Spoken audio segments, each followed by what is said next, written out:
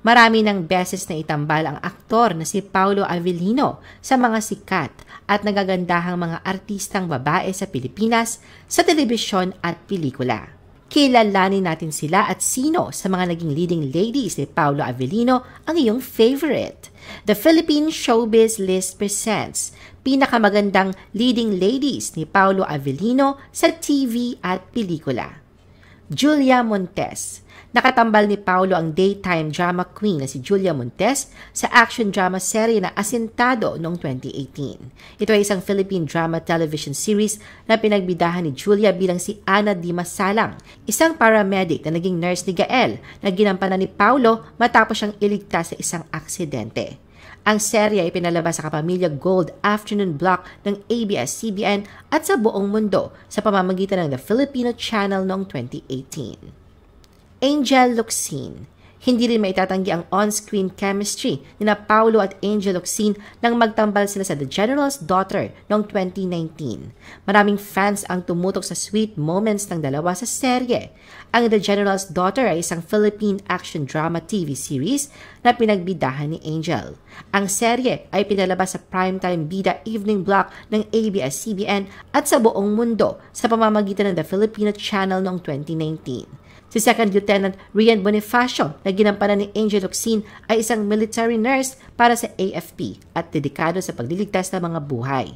Pero may sikreto siya. Siya ay isang espiya, sinanay na kanyang ama upang maghiganti laban sa kanyang kaaway na isang general ng hukbo. Maiipit siya sa pagitan dalawang puwersa dahil sa pagmamahal niya sa kanyang pamilya.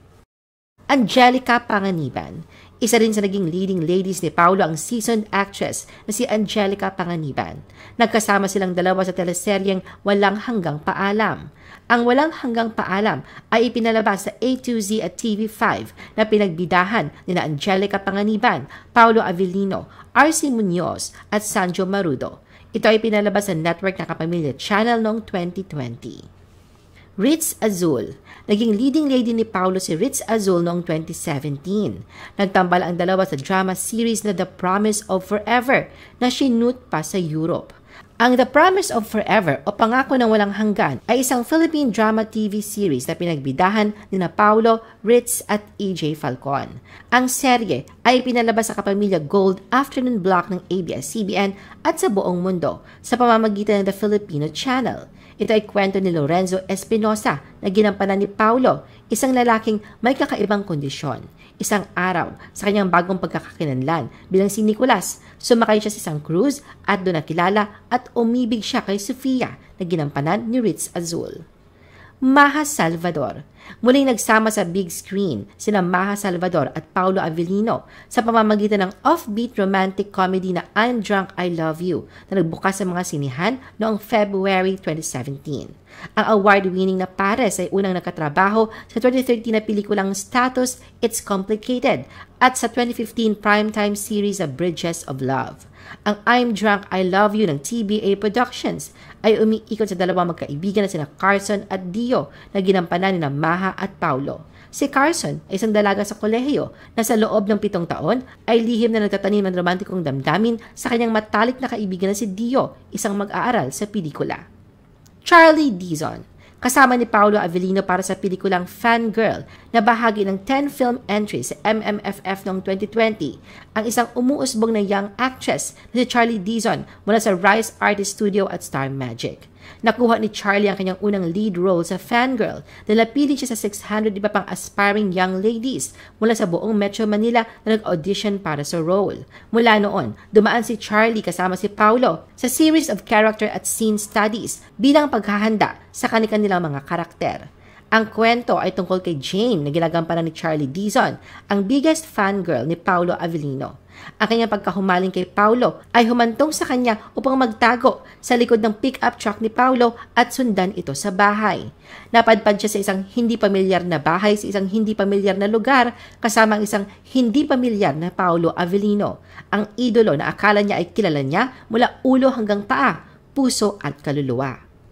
Jeneline Mercado at Lovie Poe. Naging leading ladies na Jeneline Mercado at Lovie Poe ni Paulo sa pelikulang The Bride and the Lover noong 2013. Ito ay isang Filipino romantic film na idinirect ni Joel Lamangan. Sa kwento, si Vivian na ginagampanan ni Lovie ay nag-iisang tagapagmana ng isang business empire. Si Sheila na ginagampanan ni Jeneline Mercado ay kaibigan ni Vivian na isang lifestyle magazine editor. Samantala si Philip na ginagampanan ni Paulo Avellino ang hottest bachelor in town na ikakasal kay Vivian. Gayunpaman, isang iskandalo ang pumunit sa mundo ng tatlong karakter. Ang dating nobya ay naging isang nakakatakot na mapaghiganti na manliligaw na walang humpay sa kanyang pagsisikap na maibalik ang kanyang dating kasintahan. Bea Alonzo. Isa pa sa mga naging leading ladies ni Paulo ay si Bea. Nagkatambal ang dalawa sa teleseryeng Sana Bukas Pa ang Kahapon ng ABS-CBN noong 2014. Ito rin ang first lead role ni Paulo sa isang serye ng Kapamilya Network.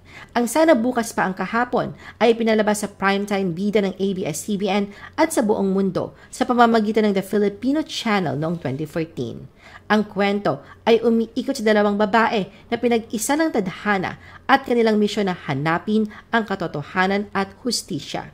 Si Emmanuel, isang masugid na abogado, at Rose, ang mabait na takapagmana ng Buena Criollo Chocolate Company na maaakusahan ng isang krimen na hindi niya ginawa. Samantala sa pelikulang Kasal naman na isang Filipino romance drama film ay nagkasama sina Bea at Paulo kasama si Derek Ramsey na ipinalabas noong 2018. Janine Gutierrez. Inabangan naman ng marami ang unang pagtatambal ni Paulo at Janine Gutierrez sa Marry Me, Marry You ng ABS-CBN noong 2021. Trending agad ang pilot week nito kung saan naganap ang unang pagkikita ng kanilang karakter sa serye. Samantala, sinubukan ni Paulo ang kanyang kakayahan sa pagmaster ng dalawa sa kanyang minamahal na crafts ng sabay. Dalawang major role ang ginagampanan niya bilang aktor at producer ng pelikulang Ngayon Kaya, kasama noon ang kanyang rumored girlfriend na si Janine Gutierrez noong 2022. Sa romance film, hindi lang producer si Paulo. Ginagampanan din niya ang role ni Harold, isang mahiyaing college student mula sa probinsya na bumuo ng lihim na pagmamahal sa kaibigan niyang si AM, isang rich city girl na passionate sa kanyang mga pangarap na ginagampanan ni Janine Gutierrez. Kim Chiu. Nang umalis sa GMA7 si Paulo Avellino at pumirma ng eksklusibong 3 taong kontrata sa ABS-CBN noong August 2011. Ayon sa kanya, sa mga babae sa Kapamilya Network, gusto niya maka-work si Kim Chiu. Aside sa galing niya sa pag-arte, napakaganda daw talaga nito. Nakikita din ni Paulo na napakabait na artista si Kim. Dagdag pa niya ay napanood niya si Kim sa teleseryeng Tayong Dalawa sa ABS-CBN noong 2009 at nag-hi and hello lang sila sa ilang bench fashion shows kung saan na-starstruck si Paulo kay Kim. Noong 2023, nagkasama sina Paulo at Kim para sa TV series na Linlang. Mainit pa rin pinag-uusapan sa social media ang Linlang dahil sa sunod-sunod na pag-viral ng mga eksena sa serye na umani ng papuri mula sa mga netizen. Nakakagulat naman kasi ang ginawa ni Kim sa Linlang. Mula nang ilunsad ang magka-love team na Kim Pao sa seryeng Linlang, nababalyo na ang mga tagahanga sa chemistry ng mga lead stars sa sina Paulo at Kim. Ngayon, may bago na namang nagpapakilig sa mga tagahanga ng Kim Pao. Ito ang kanilang pangalawang TV series na What's Wrong with Secretary Kim Pinoy version. Nagdadala sina Kim at Paulo ng labis na kilig at good vibes na nagpapakita ng kulturang Pilipino sa local adaptation ng hit K-drama series. Ibinahagi ni Kim na gumaganap bilang Secretary Kim na makaka-relate ang mga manonood sa serye dahil itatampok nito ang mga natatanging elemento ng Filipino tulad ng Pinoy humor at lifestyle habang nanatiling tapat sa orihinal na kwento.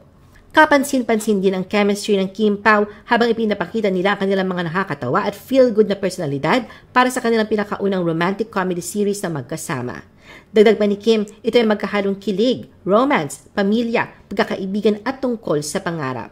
At pagkatapos panoorin ang show ay feel good lang na may dahilang ngumiti at ipinangako nila na hindi mabibigo ang mga manonood. I-post ang inyong comments at reaction sa baba at huwag kalimutan na i-like at i-share ang video na ito. Gusto mo pa ba ng ibang showbiz videos? Panoorin ang aming iba pang top viewed videos. Para sa aming mga YouTube viewers, pumunta lang sa description ng video na ito o i-click ang link sa itaas ng screen. Para naman sa mga Facebook viewers, ay maaari ninyong hanapin ang mga link sa comment section ng video. I-follow nyo din kami sa Facebook at mag-subscribe sa aming YouTube channel. Thanks for watching!